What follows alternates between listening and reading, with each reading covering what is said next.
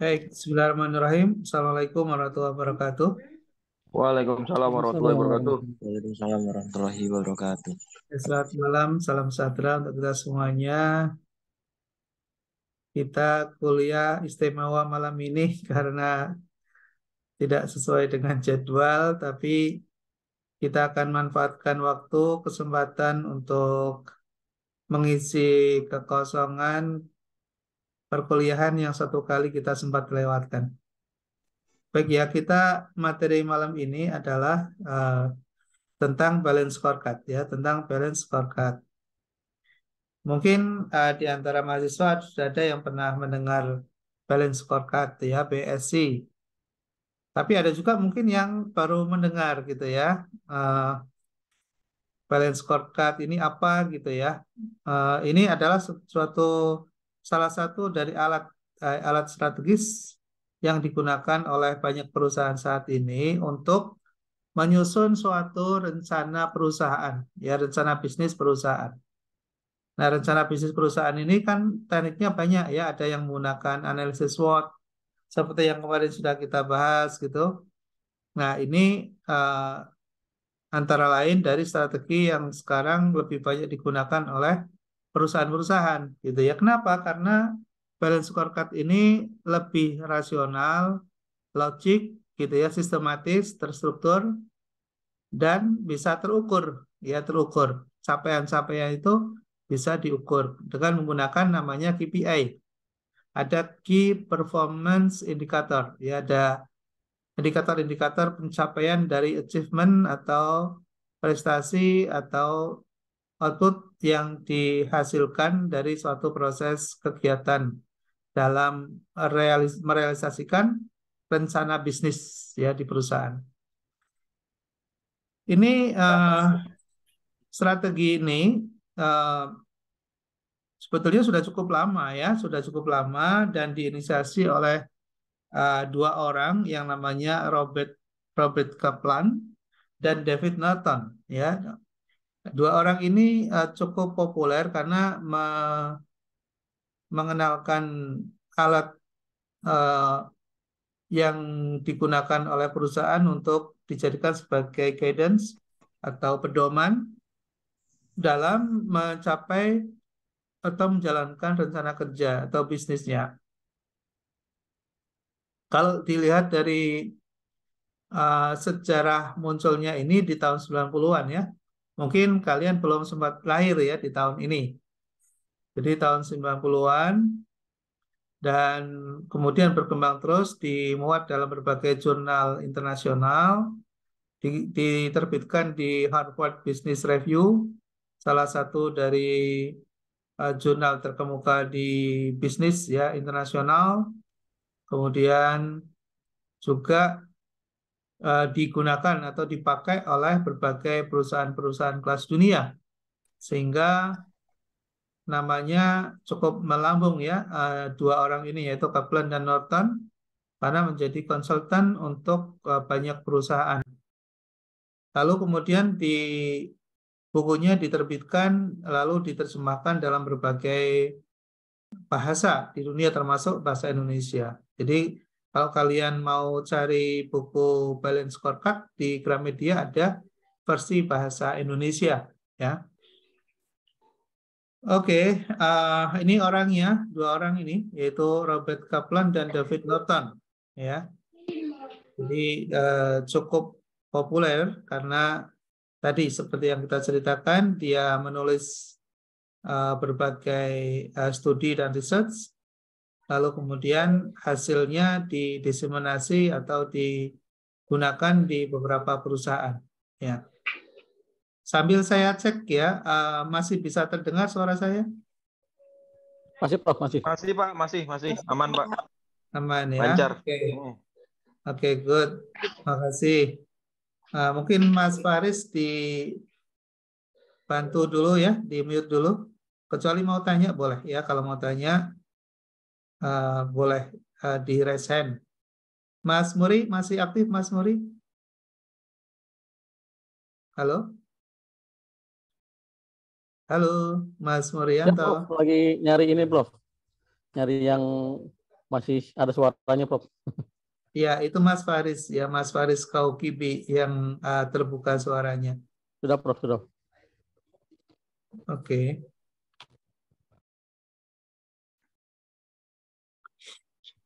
Nah, ini balance scorecard seperti namanya ya, ada balance. Balance itu keseimbangan ya. Score itu perhitungan. Card ya, card itu kartu. Jadi kartu hitung keseimbangan. Jadi kartu hitung keseimbangan gitu. Jadi dulu awal kali diciptakan oleh Norton and Kaplan ini dia menggunakan kartu-kartu gitu ya. Kartu yang diisi atau ditulis di setiap divisi gitu ya, di setiap divisi dalam sebuah kompartemen perusahaan yang kemudian menjadi panduan bagi setiap para staf, pekerja dan manajemen dalam menjalankan suatu tindakan-tindakan gitu yang sudah terarah gitu dan output-output yang harus dicapai.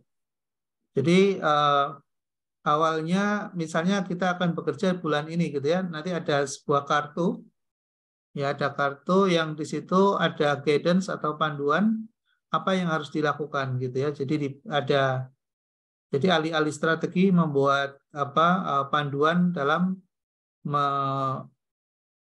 mengarahkan para staf atau manajerial dalam mengambil kebijakan dan keputusan. Lalu kemudian setelah berkembang gitu mungkin tidak efektif lagi ya dengan menggunakan kartu-kartu, tapi sudah berbasis pada computerized ya, pada komputer, pada suatu sistem ya, di mana di dalam setiap dashboard para manajer dan para pengambil keputusan sudah bisa memantau capaian-capaian apa yang sudah dilakukan, lalu kemudian timeline serta target-target bisnis yang sudah disusun di awal tahun biasanya itu sudah bisa dilihat ya, dipantau. Lalu kemudian tindakan-tindakan apa yang harus dilakukan itu sudah tersedia di dalam dashboard. Jadi tidak lagi menggunakan kartu, tapi sudah menggunakan sistem ya. Nah, ini sekarang digunakan oleh perusahaan-perusahaan besar ya, terutama oleh industri keuangan seperti bank ya, kemudian bank-bank BUMN juga sudah, dan perusahaan-perusahaan BUMN sudah menggunakan balance scorecard sekarang. Ya, mungkin kalau Anda jarang membaca business review, jarang membaca berita-berita tentang bisnis atau majalah-majalah bisnis, ya mungkin asing ya kalau mendengar balance scorecard gitu ya. Makanya saya sarankan kalau Anda sudah terlanjur ambil mata kuliah atau ambil sekolah bisnis, ya business school, maka bacaan Anda antara lain ya seharusnya. Halo, Pak Oksi. Oke, dibantu Mas. Langsung kelihatan kayaknya ya kalau di layar, atau saya juga bisa sih mengeksekusi. Oke. Oke. Tadi saya di mana ya? Oke, sampai sini ya. Balance scorecard. Jadi saran saya ya mulai coba baca-baca tentang business and management, tentang business review, tentang ya views ya, tentang berita-berita bisnis news misalnya ya. Jadi atau kalaupun majalah-majalah yang berbasis digital tersebar banyak sekali ya, tidak harus membeli, bisa dibaca gitu ya, sehingga kita banyak mendapatkan literasi tentang istilah-istilah dalam bisnis, termasuk dalam business plan ya, rencana-rencana bisnis, termasuk dalam strategi bisnis ya. Jadi kita terliterasi dengan baik, atau dalam bahasa populernya adalah well literated ya, menjadi mahasiswa yang well literated gitu ya. Kalau cuma hanya mendengar kuliah dari Pak Bagio gitu nggak ada apa-apanya lah ya. Kita cuma paling berapa menit aja kuliah dengan saya kan, akan lebih banyak dan bisa manfaat kalau kita mulai coba untuk baca-baca berbagai literasi ya dalam majalah digital atau koran digital atau electronic news ya, silakan bisa di-explore gitu. Oke ya, ini sebetulnya balance scorecard ini udah lama ya, tadi 90-an gitu yang tadi kita udah ceritakan, tapi karena berkembang sangat bagus dan banyak digunakan oleh banyak perusahaan sehingga balance scorecard ini menjadi salah satu literasi yang kalau mahasiswa bisnis atau mahasiswa ekonomi nggak pernah mendengar BSI, itu berarti memang sangat kuper gitu ya. Mohon maaf ya, sangat kuper banget gitu karena ini sudah menjadi bahasa-bahasa bisnis internasional dan bahasa bisnis di sekolah-sekolah bisnis dan sudah menjadi bahan atau bagian dari sistem yang ada dalam sebuah korporasi ya. Jadi kalau ada perusahaan mau membuat rencana bisnis ya, RNBIS, membuat RNBIS gitu atau business plan atau B plan istilahnya, itu pasti menggunakan balance scorecard. Lalu mungkin ada yang ingin mengetahui lebih dalam tentang balance scorecard ini. Ya, kenapa sih disebut dengan balance atau berimbang ya atau keseimbangan? Karena mendiskusikan atau merencanakan bisnis dengan dua sisi, dua aspek ya, dua aspek yang seimbang, yaitu aspek finance dan aspek non finance ya, aspek keuangan dan aspek non keuangan, performance keuangan dan non keuangan, antara performance jangka pendek dan performance jangka panjang, antara performance yang bersifat internal dan bersifat eksternal. Jadi seimbang dia antara internal eksternal, antara jangka pendek jangka panjang, antara keuangan dan non keuangan, dia balance ya, dia balance. Nah, karena bicara tentang perencanaan ya, tentang planning, maka tahapan-tahapan dalam perencanaan bisnis sama seperti yang dilakukan pada perencanaan bisnis yang lain. Di dalam balance scorecard, pasti namanya perencanaan itu akan diawali dengan perumusan strategi ya. Perumusan strategi, kemudian perencanaan, penyusunan program, penyusunan anggaran, implementasi, dan pemantauan.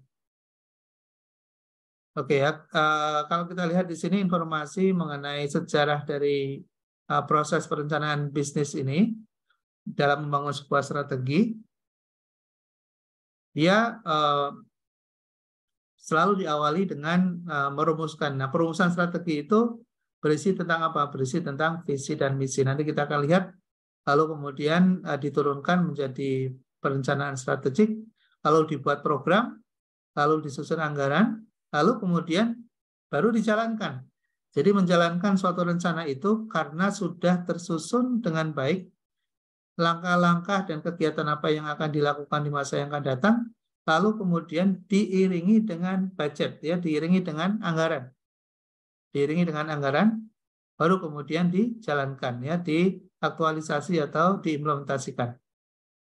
Sama ya dengan kita kalau punya rencana juga gitu, bikinlah program, ya, bikin program, kemudian setelah bikin program, rencanakan anggaran yang diperlukan. Berapa budget untuk menjalankan kegiatan tersebut gitu. Lalu kemudian kita laksanakan. Saya kira ini juga relevan untuk semua jenis rencana bisnis, baik yang sudah besar maupun menengah, middle, maupun yang masih small, masih kecil.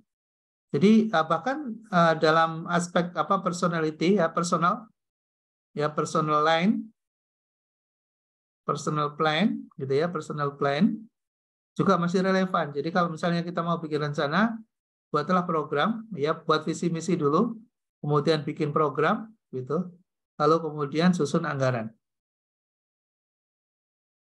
Oke. Nanti saya akan lihatkan di kalau personal plan seperti apa. Ya, nanti saya coba lihatkan contohnya ya, biar ada manfaatnya, tidak hanya kita belajar untuk membesarkan perusahaan orang lain juga, tapi juga kita sendiri juga secara personal harus memiliki skill ya, memiliki keterampilan hidup atau life skill ya, memiliki keterampilan hidup untuk mengatur diri kita sendiri ya sebelum mengatur orang lain. Atau yang sudah berkeluarga mengatur ya manajemen terkecil ya dalam organisasi yaitu rumah tangga. Ya jangan sampai kita belajar manajemen tapi tidak bisa mengatur rumah tangga, kan naif gitu ya, sudah belajar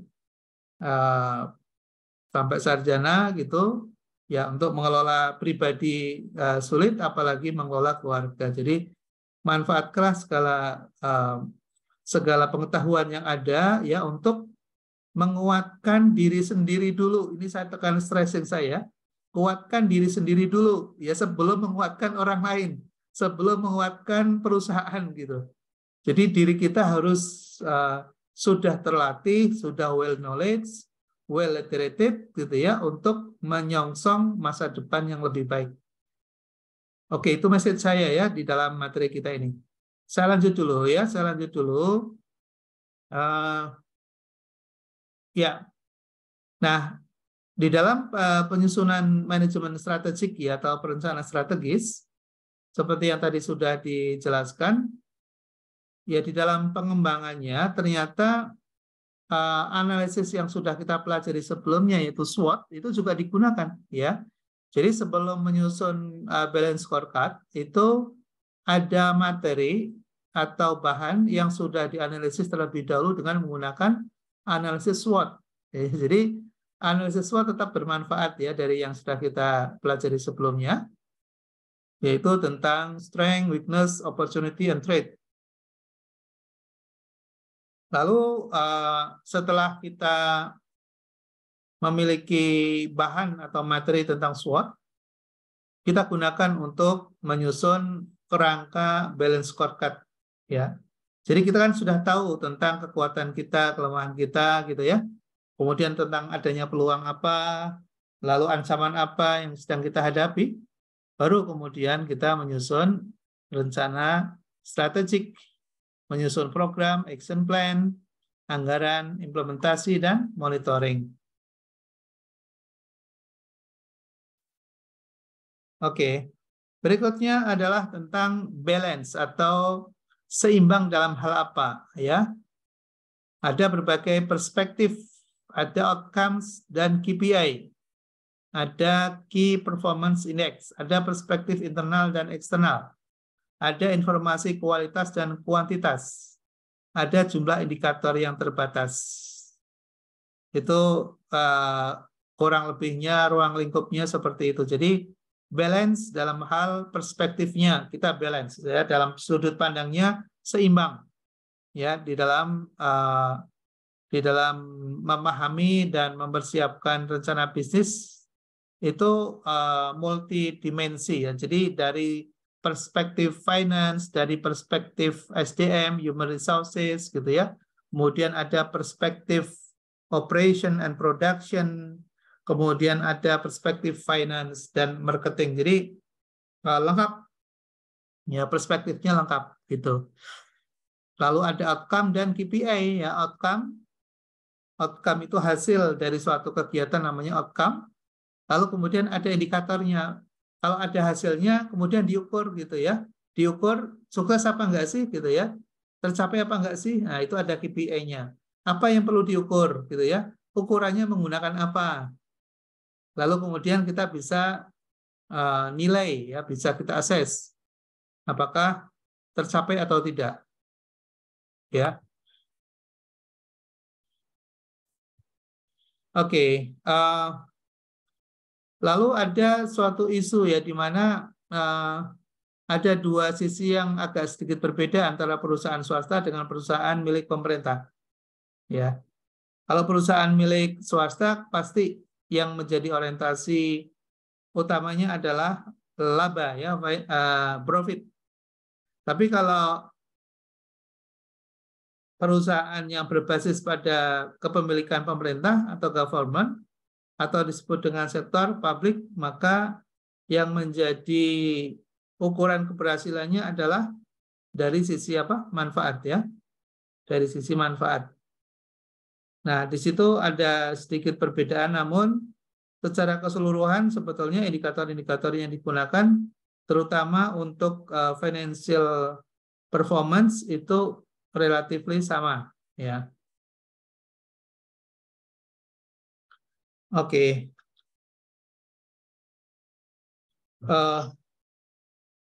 Buat Mas nama adik, besok disimpan di lemari. Nah.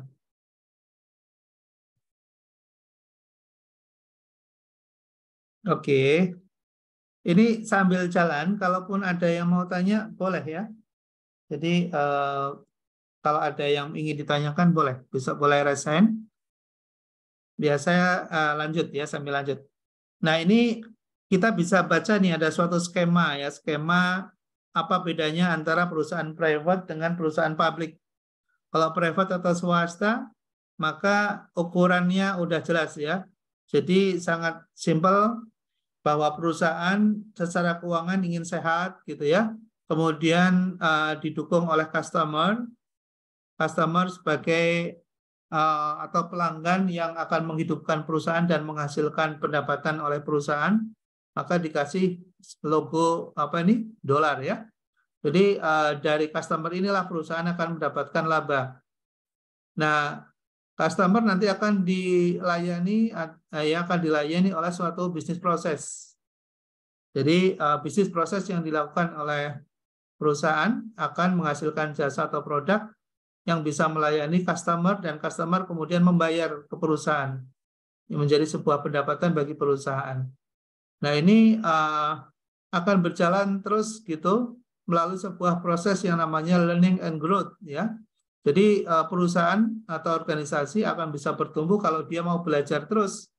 Ya, mau belajar terus, kemudian memperbaiki kesalahan dan kekurangan, kelemahannya diperbaiki, lalu kemudian dia akan bisa bertumbuh gitu. Sama dengan kita juga ya, sama persis dengan kita ya. Kalau kita tidak mau belajar, ya kita sulit untuk bertumbuh. Nah, salah satu bagian dari yang kita lakukan malam ini, ya, seperti yang kalian sedang lakukan saat ini sedang proses learning namanya ya. Learning. Nah, kalau sudah belajar, kalau kemudian hasil dari suatu pembelajaran itu bisa diimplementasikan, baru kita akan bertumbuh.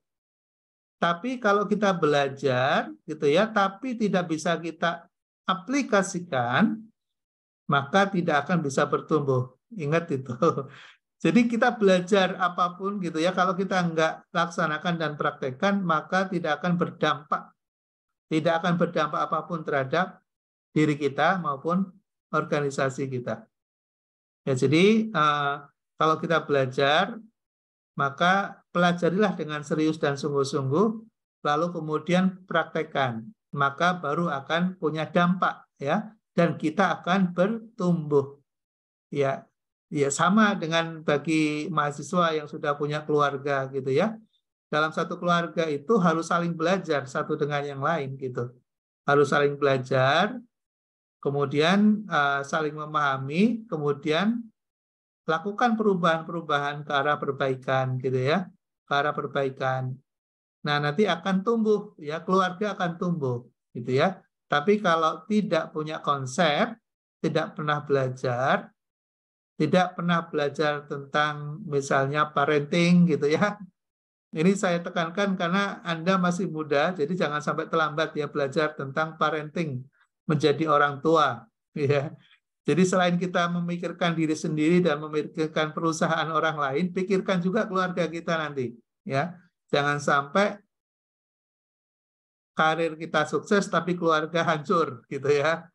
Ya, jadi utamakan itu dan saya kira orang Timur adatnya sama, budayanya sama, ya. Jadi bagaimana kita bisa bertumbuh ya melalui sebuah proses yang namanya learning and growth. Nah, di sebelah kanan, sektor publik, ya sektor publik agak sedikit berbeda karena yang menjadi ukuran bukan financial, tapi customer and owner, stakeholder. Nah, stakeholder itu siapa? Stakeholder bagi sektor publik itu adalah masyarakat, ya, community, kemudian government, pemerintah itu sendiri, government agencies atau yang merepresentasikan dari pemerintah seperti kementerian dan kelembagaan, BUMN dan seterusnya itu ya. minister, lobby group, ya, dan seterusnya. Itu lalu bisnis proses lah yang akan bisa melayani seluruh stakeholder tadi, ya.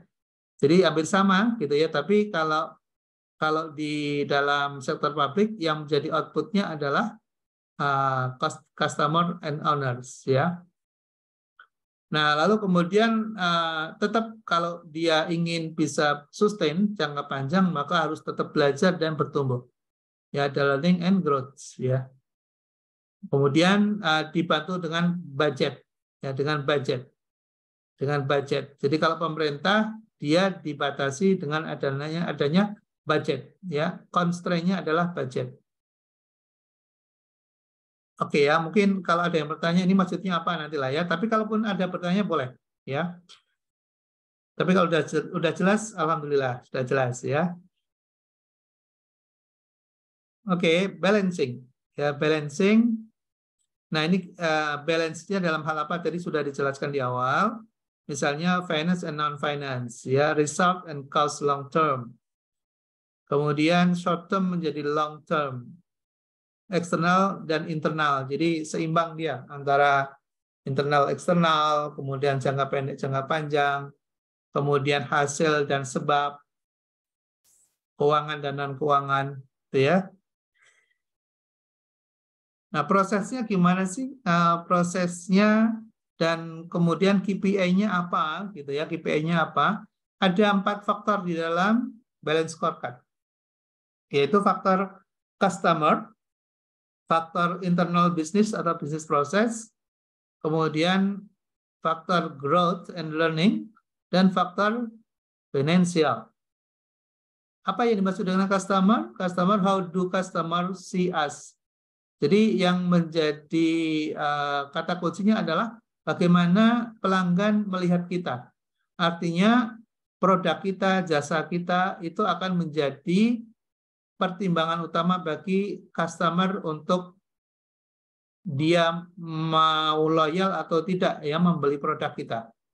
Kalau kemudian kita bisa memberikan jasa yang bagus, services yang memuaskan, produknya berkualitas, tentu akan memunculkan suatu loyalty ya, suatu loyalitas. Nah, loyalitas itulah yang kemudian akan bisa diukur dengan menggunakan KPI-nya berupa persentase of customer satisfaction. Jadi seberapa besar kepuasan dari pelanggan kita terhadap layanan yang kita berikan. Itu ukuran KPI-nya di situ ya, di faktor customer. Lalu di faktor internal business ada pertanyaan, what must we accelerate? Apa yang menjadi keunggulan kita? Ya. Maka kita akan ukur dengan menggunakan cycle time, ya. Kita akan ukur dengan menggunakan cycle time. Apa maksudnya dengan cycle time? Yaitu proses atau waktu yang dibutuhkan dalam menghasilkan suatu jasa atau produk. Ya, jadi kalau misalnya kalau kita coba perhatikan baik-baik, mungkin kita pernah menginap di hotel misalnya ya. Pada saat kita datang, kemudian ada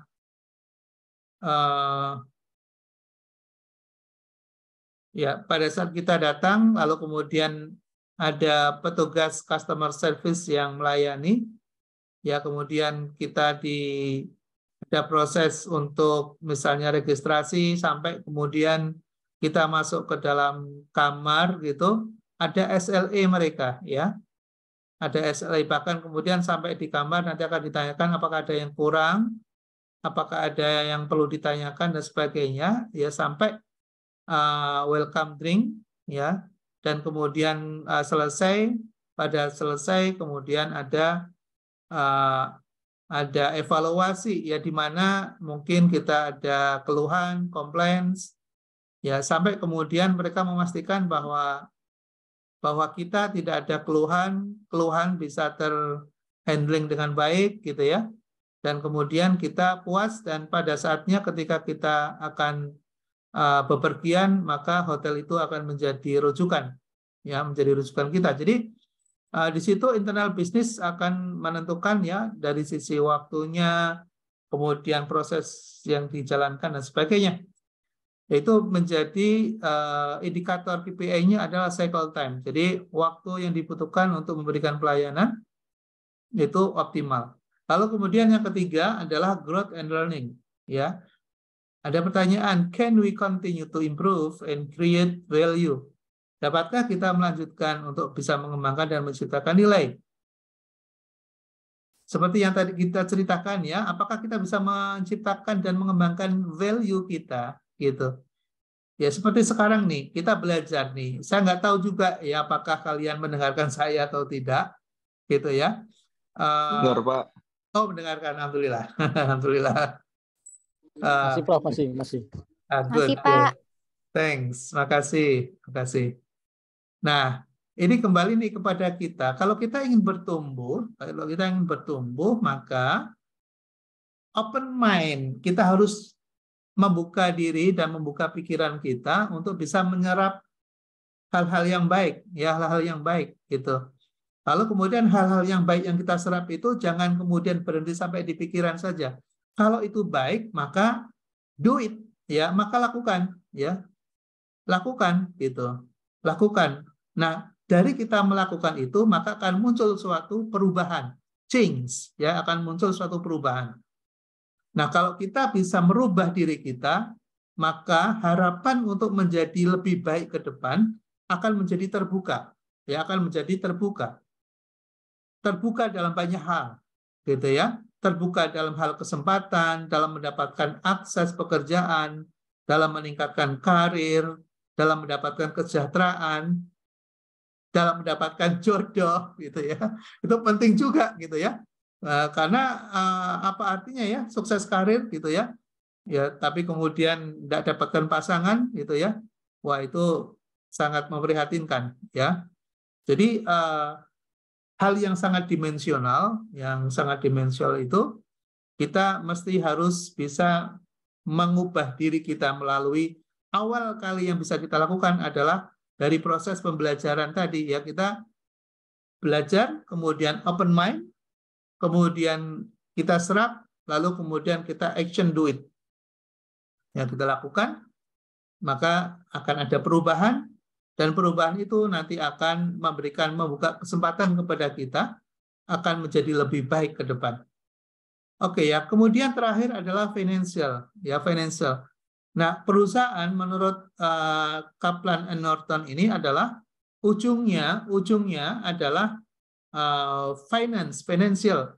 Ya, ujungnya menurut Kaplan dalam perusahaan itu ujungnya adalah financial. Jadi kita memberikan layanan terbaik kepada customer, sudah proses optimalisasi dalam bisnis proses kita udah optimal, kemudian kita sudah belajar, kemudian ada melakukan perubahan. Tapi menurut Kaplan nih, kalau dalam indikator parameter keuangan kita ternyata masih rugi misalnya, maka belum dianggap berhasil gitu ya, karena indikator yang kita lakukan itu berhasil atau tidak kalau kemudian secara finansial performanya bagus, misalnya kita bisa mendapatkan laba gitu ya. Nah, laba itu kan kontribusi dari memberikan pelayanan yang baik sehingga konsumen puas, kemudian ada melakukan repetition buying gitu ya, melakukan pembelian ulang gitu.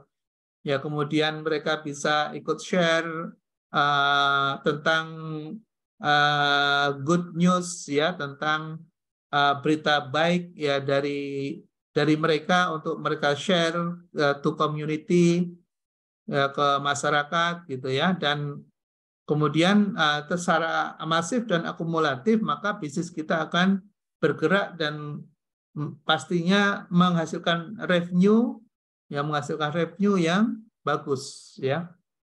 How do we look to shareholder ya, bagaimana kita bisa melihat apakah shareholder puas atau tidak ya. Jadi kalau di belakang itu bicara tentang apakah customer kita puas ya, how to customer satisfaction.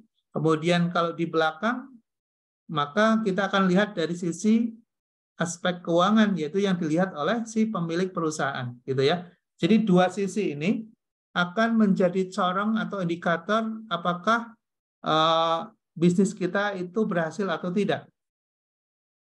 Dari satu sisi adalah pandangan customer yang menggunakan jasa kita, satu sisi adalah para pemilik perusahaan. Pemilik perusahaan selalu akan mengatakan untung atau tidak perusahaan, ya. Kalau rugi, ya sebagus apapun pelayanan kepada customer, tapi kalau rugi, maka shareholder pasti tidak akan puas, ya, tidak akan puas. Nah, artinya kalau tidak puas, maka ada kemungkinan ya ancaman terhadap keberlanjutan dari bisnis itu sendiri, maupun kita sebagai misalnya yang ada di dalamnya sebagai karyawan. Bisa terancam, ya, bisa terancam, mungkin di PHK atau dikeluarkan, ya, diganti dengan mereka yang lebih profesional, tuh ya. Oke, mudah-mudahan sudah ada gambaran sedikit tentang balance scorecard. Sambil saya cek, apakah masih terlihat nih? Masih, Pak. Terlihat. Iya. Masih, Pak. Aman. Oke, terima kasih. Ini, Pak, nanya dong, ya, Pak. silakan Mas Ali. Kira-kira bisnis itu, Pak, misalnya dalam 1 tahun itu tidak bisa menguntungkan, apakah selanjutnya harus ditutup atau dipertahankan itu, Pak? Mencari modal lagi untuk ditambah atau bagaimana itu, Pak? Baiknya, Pak. Ya, Mas Ali. Jadi bisnis itu seperti kalau kita pernah mendengar yang namanya PLC, ya. PLC. Mas Ali pernah dengar istilah PLC nggak? PLC. Product belum Life ya, Pak? Cycle. Product Life Cycle. Oh iya. Pernah itu, Pak. Pernah? Ya, pernah ya? Nah. Oke, good lah kalau pernah. Jadi kita belajar itu mbok ada yang tersimpan di dalam memori, jangan hilang semuanya gitu. Ya, Iya, Pak. oke, good lah, good kalau masih ingat.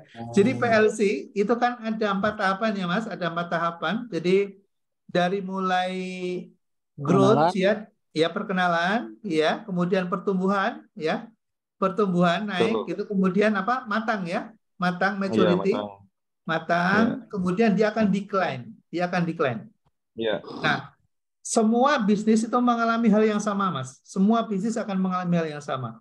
Gitu ya. Jadi ketika dia memulai, maka tidak ada yang langsung untung. Nggak ada yang bim salah bim, nggak ada itu. Pasti awalnya akan mengalami kerugian. Gitu ya. Nah, cuma kerugian itu apakah kemudian butuh waktu yang lama atau tidak tergantung pada kemampuan manajerial. Ya, tergantung pada kemampuan manajerial, Mas.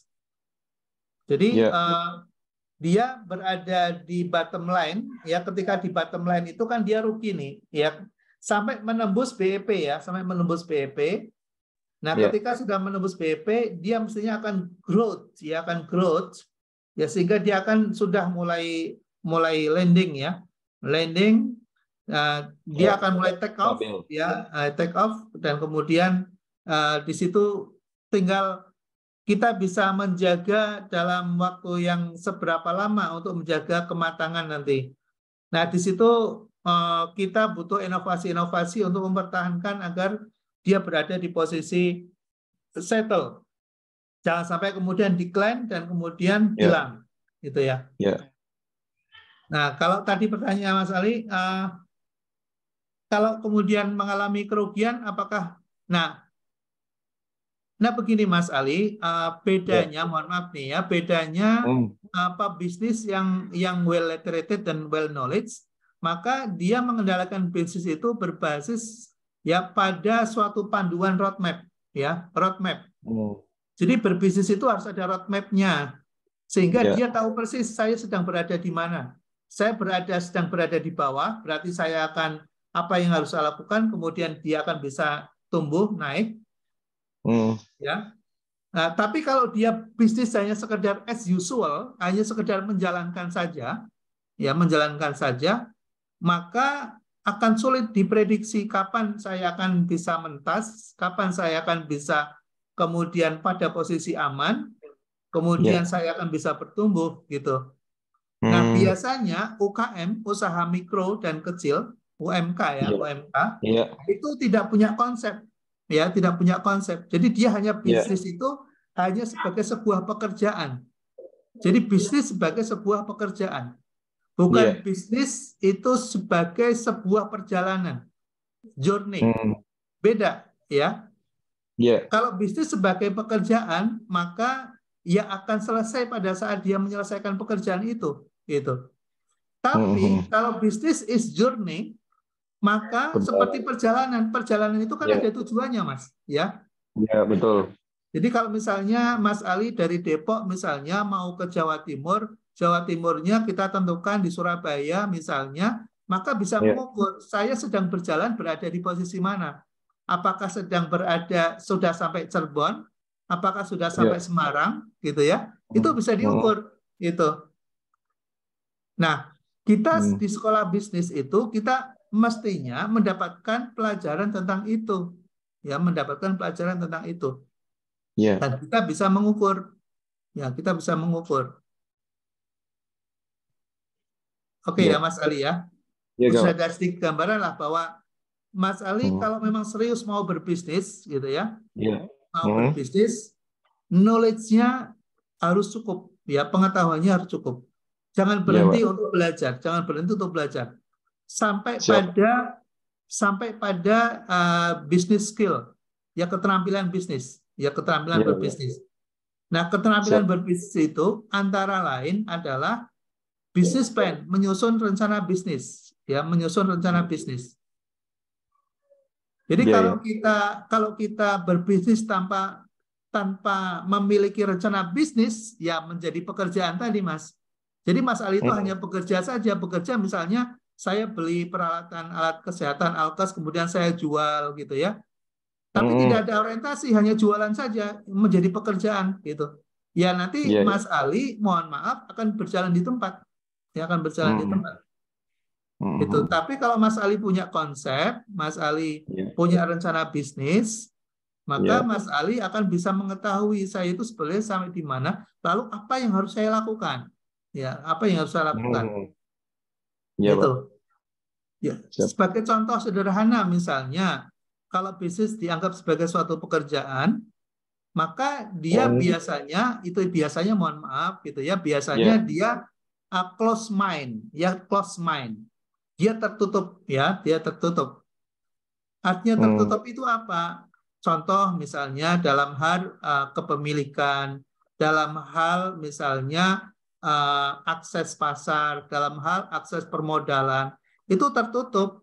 Tertutup itu maksudnya bahwa segala sesuatu itu harus saya miliki sendiri. Misalnya modal saya takut untuk pinjam, misalnya saya gunakan modal sendiri, ya akhirnya tidak bisa berkembang. Misalnya, kemudian akses terhadap pasar, gitu ya, tidak mau mengembangkan pasar, jadi cukup dengan yang ada sudah puas, gitu ya. Kemudian misalnya akses terhadap kepemilikan, ini kan punya saya sendiri, kalau orang lain nggak boleh ikut memiliki. Nah, hal-hal yang postman seperti itu sudah sangat menghambat, ya, dalam apa namanya pertumbuhan bisnis kita, ya. Jadi ya kembali lagi tadi, mau membuat bisnis sebagai suatu pekerjaan atau membuat bisnis sebagai suatu perjalanan. Jadi pilihan, ya, Mas Ali, pilihan, ya. Silakan. Iya, Pak. Ya, silakan. Iya, Pak. Oke, terima kasih. Oke, Pak. Terima kasih, Pak. Ya, sama-sama. Balik lagi ya ke materi dulu ya. Oke. Nah, ini ada gambar nih, ada gambar yang akan menjadi dasar kita dalam merencanakan bisnis adalah vision and strategic, ya. Visi kita seperti apa? Kita mau kemana tadi, seperti sebuah perjalanan itu. Ya, kita punya visi, apa yang mau dituju. Lalu kemudian kita menentukan langkah-langkah untuk menuju visi itu bagaimana, itulah strategi. Jadi vision and strategic itu adalah satu kesatuan yang nggak bisa dipisahkan, gitu. Nah, dari situlah yang kemudian kita akan membangun untuk mencapai dengan cara-cara melihat dari 4 aspek, ya, 4 aspek tadi yang sudah kita jelaskan, yaitu aspek dari customer, gitu ya. Kemudian aspek dari internal proses atau bisnis prosesnya, ya, kemudian aspek dari learning and innovation perspektif atau learning and growth, lalu kemudian aspek keuangan, ya, aspek keuangan. Lalu apa yang mau direncanakan? Cara merencanakannya itu gimana, gitu ya? Merencananya gimana? Ya, seperti di warna kuning, ya. Kalau kalian lihat di warna kuning itu ada 4 kata penting, ya, 4 kunci. Kunci yang pertama adalah objektif. Ya, objektif itu apa? Objektif itu tujuan. Ya, tujuannya apa sih? Kalau misalnya customer perspektif, tujuannya apa sih, gitu ya? Oh, tujuan customer perspektif adalah satisfaction. Tujuannya adalah kepuasan, misalnya. Lalu kepuasan itu ukurnya apa? Measures. Anda harus jelaskan, ya. Ukuran dari kepuasan apa? Lalu target Anda siapa? Yang mau Anda layani itu siapa? Lalu kemudian buat inisiatif. Inisiatif itu apa? Inisiatif itu adalah usulan-usulan, langkah-langkah yang akan dilakukan dalam rangka untuk mencapai objektif, dalam rangka untuk mencapai target, dalam rangka untuk mencapai tujuan, goals.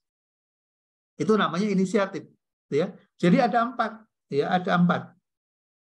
Nah, dari 4 itu kalian semua bisa lakukan untuk 4 aspek. Aspek keuangan, ya, aspek internal proses, dan aspek learning and innovation perspektif.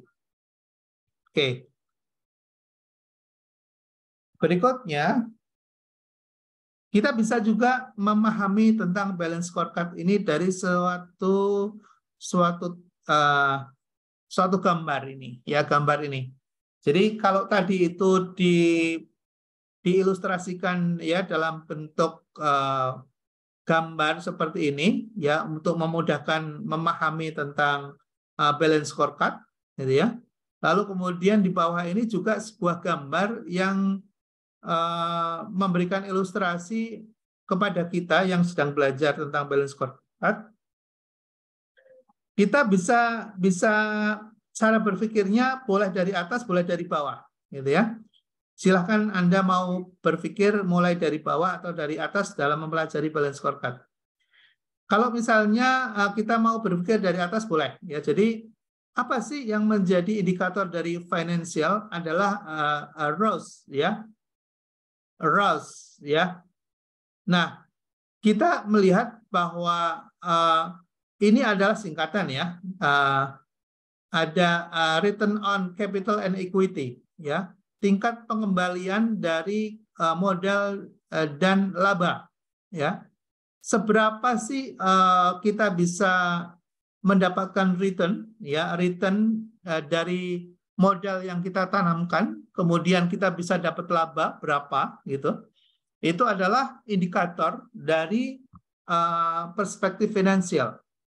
Nah, ini kita akan bisa mendapatkan nilai yang bagus kalau kita memiliki customer yang loyal. Ya, kalau kita memiliki customer yang loyal, dan tentunya itu customer akan loyal kalau dia on time delivery.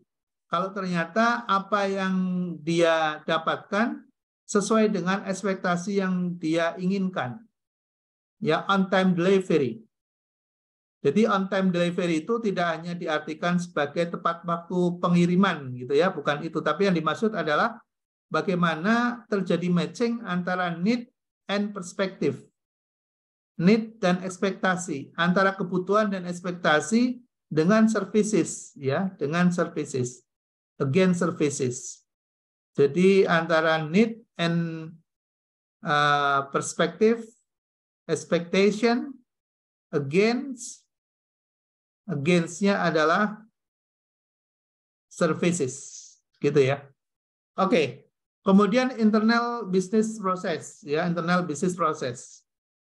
Di sini ada 2 sisi, ada proses quality dan proses cycle time. Artinya bahwa kualitas dalam menghasilkan suatu produk menjadi excellent, prima, dan kemudian waktu yang dibutuhkan juga relatively lebih efektif, ya, lebih singkat. Ini akan menjadi kata kunci, produknya berkualitas dan waktu yang dibutuhkan optimal. Itulah yang nanti yang akan memberikan layanan dan tingkat kepuasan yang tinggi kepada konsumen. Lalu kemudian hasil dari kepuasan itu akan menghasilkan tingkat keuntungan yang maksimal, ya, yang maksimal. Nah, ini semua akan mampu bisa bekerja secara efektif dari semua aspek dan perspektif ini kalau jika gitu ya, kalau atau jika atau if gitu ya, if the learning and growth is effectively, ya, jika pembelajaran dan pertumbuhan bisa secara efektif berjalan. Apa itu yang bisa bisa menghasilkan itu? Yang bisa menghasilkan adalah employee skill, ya, employee skill, yaitu keterampilan dari para pekerjanya. Makanya kunci dari suatu keberhasilan bisnis adalah HR, yaitu apa? Manusianya, gitu ya, manusianya. Jadi kalau manusianya lemot, gitu ya, manusianya kemudian tidak punya skill, unskill, misalnya, ya jangan berharap banyak, gitu ya. Kita akan bisa berkompetisi dan bisnis kita akan running well. Ya karena yang jalanin aja nggak paham, gitu ya, nggak punya pengetahuan, nggak punya keterampilan, gitu. Nah, itu biasanya muncul dari suatu budaya atau culture yang tidak kondusif, gitu ya. Apalagi kalau bisnis owner-nya nggak pernah sekolah tuh, paling parah dah, ya, paling parah. Ya kalau bisnis owner-nya nggak pernah sekolah, jadi malas untuk kasih training kepada karyawannya, dia nggak punya konsep, dia hanya mementingkan dirinya sendiri saja. Nah, itu biasanya yang seperti itu biasanya tidak long term, ya, tidak long term. Ya dia biasanya mungkin bisa cepat naik, tapi cepat juga habis, ya, karena tidak punya konsep, ya, tidak bisa mengembangkan organisasi dan tidak bisa menciptakan good culture, ya. Oke, balik lagi ke scorecard atau kartu skor. Ini dulu awalnya kan menggunakan skor, ya, menggunakan kartu skor, gitu ya, untuk mendirect seseorang atau mendrive seseorang atau melead seseorang agar bisa menjalankan rencana-rencana sesuai dengan timeline yang sudah dibuat oleh perusahaan. Contoh misalnya, bagaimana sih meningkatkan kepuasan pelanggan sampai 20% misalnya, maka measurement-nya, instrumennya adalah survei score. Ya, kita membuat survei dan delivery time. Nah, targetnya misalnya kita buat target naik 20%, kurang dari 4 hari. Nah, itu contoh seperti itu ya. Scorecard-nya bunyinya seperti itu. Nah, nanti para pekerja dan para pelaku bisnisnya akan berorientasi pada itu untuk mempercepat proses, lebih cekatan gitu ya. Nah, untuk bisa lebih cekatan, lebih terampil kan harus ada skill up, ya, harus ada pelatihan, harus dilatih. Gitu ya. Nah, ini ada kata-kata dari Michael Porter, ya. If you can measure it, you cannot manage it, ya. Jika kamu tidak bisa mengukur, maka kamu tidak bisa mengendalikan. Ini kata sederhana, tapi saya kira maknanya sangat luas gitu ya. Jadi kalau kita nggak bisa mengukur, ya jangan berharap kamu bisa memanage gitu ya. Seperti tadi, kalau bisnis sebagai suatu pekerjaan, maka nggak akan bisa diukur. Ya, dia hanya rutinitas saja, gitu. Tapi kalau Anda menganggap bisnis adalah sebuah journey, sebuah traveling, perjalanan, maka Anda harus bisa ukur, saya sampai di mana dan gimana saya harus bisa mengendalikannya. Oke. Berikutnya ini target ya, contoh bagaimana menerjemahkan gitu ya dari perspektif financial, perspektif customer, perspektif internal, perspektif learning, ke dalam bahasa-bahasa yang bisa lebih bisa mudah ditangkap ya oleh para pekerja, oleh manajerial. Contoh misalnya kita dari atas nih, dari perspektif finansial dulu yang akan menjadi daya tarik bagi aspek-aspek yang ada di bawahnya ini ya. Nah, financial itu kan ukurannya tadi profitability dan revenue growth ya, profitability. Nah, profitability itu bisa menghasilkan laba kalau kita bisa mengendalikan operating income kita. Ya, operating income, pendapatan dari hasil kegiatan operasional itu seperti apa? Nah, untuk bisa meningkat, maka kita tentunya akan membuat target. Ya, bikin target. Targetnya berapa? Naik 20%. Jadi operating income kita naik 20%. Kemudian same store growth ya 12% increase. Oke. Inisiatifnya apa? Lex program. Ya, kita seperti membuat program-program agar sales kita meningkat. Gimana sih caranya gitu ya? Nah, itu buat inisiatif-inisiatif di sini.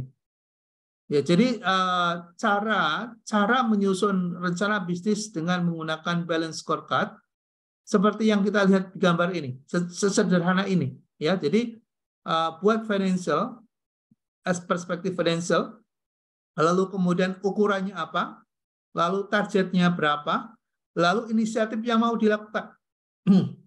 Ya, inisiatif yang mau dilakukan Anda untuk bisa mencapai target ini apa, bagaimana, gitu. Kemudian ini customer, ya ini customer. Bagaimana agar customer kita loyal? Gimana customer puas, ya satisfaction? Maka apa yang harus dikendalikan, yang diukur, yaitu return rate, yaitu kualitas produk kita, kemudian customer loyalty. Lalu kemudian targetnya apa? Reduce ya by 40% each year. Kita bisa mengurangi tingkat ketidakpuasan ya misalnya. Kemudian inisiatif yang dilakukan quality management yang meningkatkan kualitas, kemudian customer loyalty. Itu kita akan buat program-program yang kemudian konsumen kita menjadi puas dan menjadi loyal. Apa yang harus dilakukan? Buat inisiatif-inisiatif yang dilakukan di sini program-programnya. Nah, begitu seterusnya sampai di bawah, itu cara kerja dari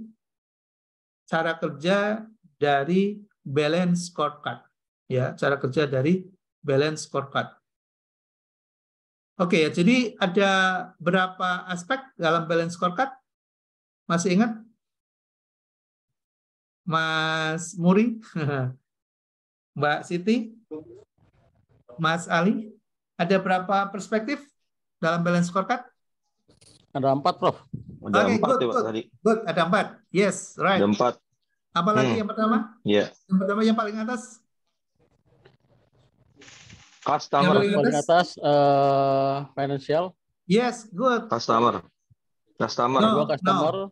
No, ya customer. Kemudian yang kedua? Yang ketiga internal business process. Yang keempat learning and growth.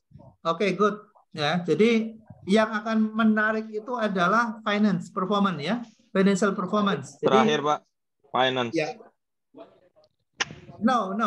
Jadi yang akan menjadi yang akan menentukan pertama kali yang akan kita buat dalam perencanaan bisnis itu adalah performance financial ya, financial performance. Jadi kita mau untung berapa sih, itu dulu yang yang kita lakukan ya. Bukan membangun orang dulu, kebalik. Jadi kita menentukan dulu kita mau untung berapa, mau laba berapa. Kita ingin dapat return berapa, ingin tumbuh berapa. Gitu ya. Itu namanya financial perspective namanya. Nah, kalau kita sudah menentukan mau untung berapa, laba berapa, tumbuhnya berapa persen, bisnis kita begitu, maka baru kemudian kita akan susun yang kedua, yaitu bicara tentang customer. Nah, di dalam customer itu ada namanya rencana penjualan. Karena penjualan itu nanti yang akan menghasilkan pendapatan, kan gitu. Akan menghasilkan revenue, gitu ya. Nah, agar customer kita pembeliannya itu bisa repeat dan increase, gitu ya, dan bertumbuh, gitu, meningkat, ya kan mereka buat mereka menjadi puas, gitu ya. Mereka harus senang, puas, dan menjadi loyal, gitu ya. Ya, jadi yang akan mendukung laba yang di atas itu adalah kegiatan sales kita, marketing kita, ya, yaitu sasarannya adalah customer. Nah, agar customer kita itu loyal dan puas, maka pikirkan bisnis prosesnya, gitu ya, Mas. Pikirkan bisnis prosesnya, gitu. Bisnis proses kita pikirkan dari dua sisi. Pertama adalah kualitas, dan yang kedua adalah cycle time, ya. Kualitasnya bagus dan proses delivery-nya cepat. Proses layanannya cepat. Oke, sampai di sini paham ya? Ini yang kelihatan di sini. Oke, good, Mas Ali. Yang lain juga mudah-mudahan bisa paham. Oke, good. Saya mungkin agak cepat ini, tapi berharap kalian fokus ya. Kalau fokus, insya Allah bisa. Tapi kalau sambil apa? Ini kan baru buka ya, sambil makan, sambil nonton TV, wah kayaknya sih nggak, susah-susah deh. Gitu. Harus fokus, ya harus fokus. Oke, good. Tadi yang ketiga, oke, good. Nah, untuk bisa menghasilkan proses bisnis yang bagus, internal bisnis proses yang bagus, kualitasnya bagus, waktunya cepat, maka dibutuhkan apa yang dasarnya? Yang paling bawah dibutuhkan apa? Fundamentalnya? Growth. Learning and growth, ya. Learning and growth itu siapa? Employee. Employee, good. Ya, jadi employee yang menjadi kata kuncinya adalah para pekerja, para pegawai, dan para manajemen kita. Itu yang akan menjadi kata kunci untuk bisa mempercepat proses bisnisnya, kualitas bagusnya, kualitas produknya bagus, pelayanannya oke, kemudian customer menjadi puas dan loyal, dan kemudian mampu menghasilkan keuntungan yang kita harapkan. Jadi itu adalah proses dan cara berpikir yang diajarkan oleh Kaplan dan Norton dalam Balance Scorecard. Oke, saya kira sampai di sini saja. Ini kalau Anda ingin tahu tekniknya, ya, mungkin ada short course sendiri, gitu ya. Karena ini kelihatan sederhana, tapi cara mempraktekannya bagaimana? Nah, itu yang kalian cari aja, ya, cari apa, mungkin ada short course, ada. Nah, itu kalau kita punya uang sedikit tabungan gitu, gunakan untuk melakukan skill up, ya. Lakukan skill up sehingga kita dalam menjalankan bisnis atau memiliki bekal yang cukup dalam mau berkompetisikah kita nanti ataukah kita mau gunakan sendiri, kita betul-betul ya kita totalitas memahami sesuatu konsep, ya. Lakukan apa totalitas dalam memahami suatu konsep. Nanti akan ada manfaatnya. Tapi kalau hanya sekedar apa namanya as a news, hanya sekedar berita, atau ini hanya sebagai sekedar informasi, just information, ya mungkin hanya begitu gitu aja, begitu, jadi tahu aja, ya, tapi nggak berdampak apa. Dia dipraktekkan ya, Pak? Nggak dipraktekkan, iya. Oke. Intinya itu. Nah, saya coba lihatkan ya. Ini biar berdampak terhadap apa personal, pribadi. Ini saya lakukan juga untuk personal. Ya, untuk personal. Mudah-mudahan ada kelihatan di sini.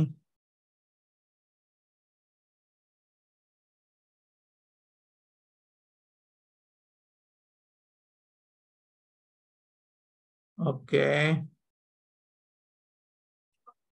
Ini mungkin bagi masing-masing orang bisa berbeda-beda ya berpendapat, tapi bagi saya pribadi bukan sesuatu yang rahasia ya bukan suatu hal yang rahasia.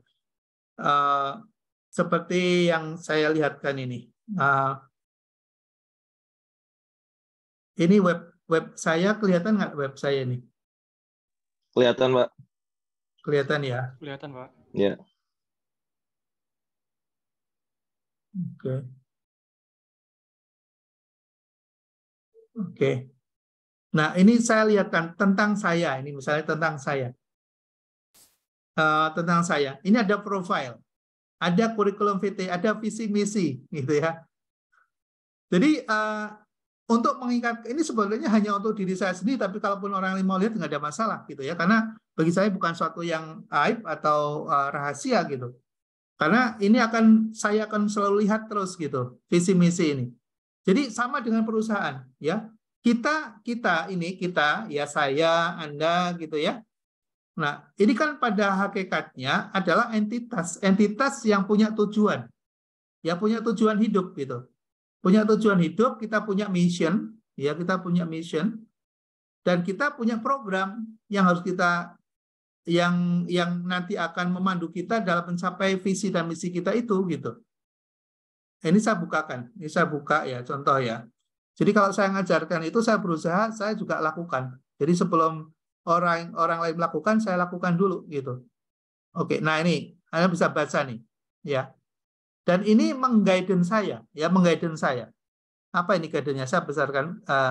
Ini contoh ya, mohon maaf ya, ini contoh saja. Kalian juga bikinlah visi misi. Ini visi saya nih, membuat Tuhan tersenyum ridho ketika diriku kembali kepadanya. Ini visi. Ya. Oke,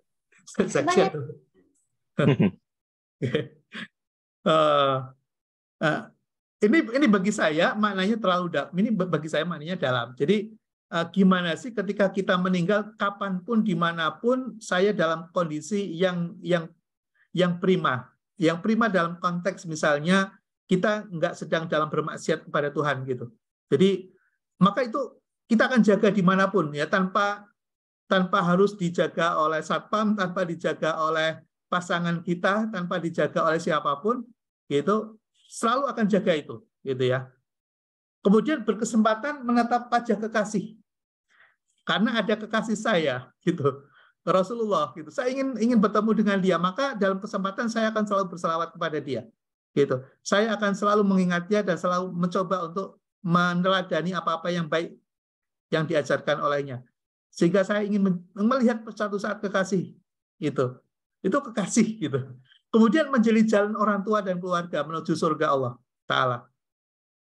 Jadi saya ingin saya ini bisa menarik keluarga saya, orang tua, siapapun, gitu, ya, untuk bisa menuju surganya, gitu. Kemudian apalagi sih, akal, tenaga, dan harta menjadi pintu hidayah bagi orang-orang yang mendapatkan jalan kebenaran menuju Robnya. Sehingga karena visi itulah yang kemudian saya bikin yayasan, saya kemudian terjun dalam dunia sosial, bikin madrasah, gitu. Ya, artinya apa? Ketika kita punya sedikit kelebihan, ya saya akan gunakan untuk ke situ, untuk mencapai visi saya itu, gitu. Ya, walaupun mungkin saya bukan orang ya biasa saja, gitu. Ya, tapi kita mencoba untuk mengerahkan kemampuan yang ada itu untuk menuju itu, gitu. Nah, lalu misinya apa? Misi saya menjadi pendidik, ya. Makanya ketika saya mengajar, saya nggak tanya berapa honor saya, itu saya nggak tanyakan dulu itu, gitu. Maka saya sampaikan kepada teman-teman, kepada mahasiswa juga, saya ingin selalu berkesempatan untuk bisa berbagi. Ya, dengan keterbatasan pengetahuan yang ada, barangkali itu manfaat. Maka ingin menjadi inspirator dan motivator. Makanya kalian perhatikan, kalau saya ngisi kuliah gitu, ya, saya nggak hanya ingin sekedar memberikan transfer knowledge saja, tapi saya ingin Anda bisa lebih baik. Itu harapan. Masalah kemudian Anda menangkap ini sebagai suatu hal yang manfaat, monggo, gitu ya. Kalau tidak juga nggak apa-apa. Tapi saya ada upaya untuk itu. Ada upaya untuk sangat menginspirasi, Pak. Alhamdulillah. Alhamdulillah. Nah, ini harapan hidup, Mas. Ini harapan hidup. Dan ternyata Allah kabulkan.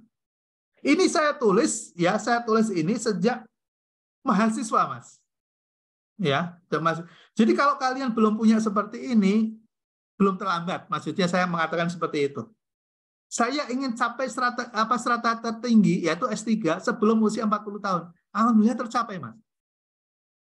Menulis buku setiap tahun satu, alhamdulillah tercapai, Mas.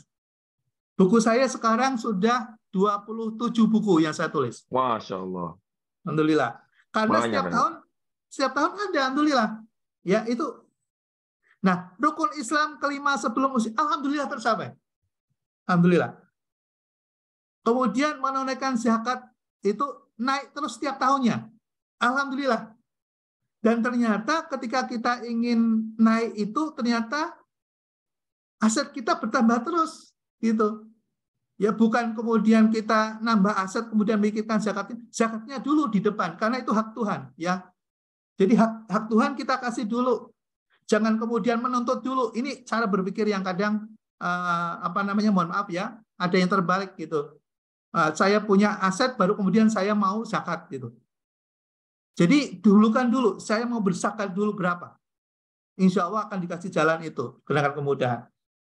Lalu kemudian mengantarkan putra-putri ke sekolah yang terbaik. Ini makanya sekarang ini, mohon maaf ini sebagai sedikit cerita aja, saya sibuk mencari berapa sih ranking OTBK tertinggi di Indonesia gitu ya. Kemudian sekolah terbaik mana gitu ya di SMA gitu. Ya begitu. Jadi kemudian anak-anak diajak untuk melihat, ini loh, kalau mau masuk ke sini tuh begini loh caranya, upaya yang harus dilakukan gitu. Jadi bareng-bareng gitu, semuanya bergerak gitu ya, semuanya bergerak. Kita cari yuk sekolah yang terbaik, gitu. Bayar pajak, benar gitu. Mengantarkan orang tua dan anak ke suci. Nah, alhamdulillah tahun ini sudah terdaftar, insya Allah sama anak-anak, ya, dengan keluarga, dengan ibu. Jadi Allah itu buka jalan gitu. Subhanallah. Membangun yayasan sebelum usia 55 sekarang sudah ada madrasah, alhamdulillah. Ya. Siswanya sudah ya 300-an. Alhamdulillah. Ya qadarullah itu semua Allah yang. Tapi saya ingin memberikan motivasi bahwa ini saya tulis ketika mahasiswa gitu. Dan ternyata itu jalan terus. Ya, dibuka. Dan ujungnya apa sih? Ya kita ingin meninggal dalam keadaan husnul khotimah kan gitu. Tersenyum kita. Kalau bisa meninggal itu jangan menangis gitu ya. Meninggal itu tersenyum, senang. Kenapa sih? Mau ketemu dengan yang kita cintai gitu. Mau ketemu dengan Rasulullah gitu ya, mau ketemu dengan Tuhan kita gitu. Jadi tidak sedih, kita senang gitu. Itu yang mimpi gitu ya, mimpi yang pada saat orang lain mungkin menangis gitu ya karena kita meninggalkan mereka, tapi kita tersenyum senang karena ingin bertemu dengan kekasih kita. Nah, lalu ujungnya adalah hidup seimbang, bermanfaat, bermartabat. Ini yang paling berat motonya. Seimbang, manfaat, bermartabat. Nah, kalau kita nggak mau bermartabat, ya nyolong aja, nyuri aja, gitu ya, korupsi saja, gitu. Itu orang-orang yang tidak punya martabat. Nah, mohon maaf nih ya, kadang kita gemes juga, gitu ya. Ada orang kok mau ya ngambil haknya orang lain, gitu ya. Nah, mungkin tidak punya moto, mungkin hidupnya tidak punya visi, mungkin hidupnya tidak punya misi, ya. Ya, mudah-mudahan ini sekedar inspirasi aja. Ya, barangkali bermanfaat. Bagi yang belum punya visi, misi, program, ya saya sarankan belum terlambat untuk menyusun. Ya, sehingga apa? Hidup kita tadi sebagai sebuah perjalanan, journey, bukan sebagai sebuah rutinitas pekerjaan. Ya, perjalanan yang mengasihkan gitu, perjalanan yang menyenangkan. Buat hidup itu menyenangkan, kita journey, kita menikmati itu, ya.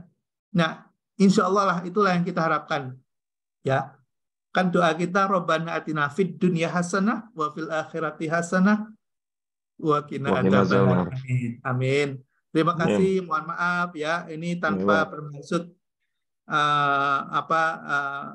ria atau apa, tapi saya ingin sharing gitu ya, mudah-mudahan kalian bisa memiliki panduan yang lebih baik dalam menjalani hidup dan juga belajar untuk mencari bekal yang manfaat ke depan. Amin. Dan tentunya insya Allah mudah-mudahan kalau kalian bisa menjalankan itu, saya berharap saya dapat tetesan barokahnya. Amin. Amin. Amin.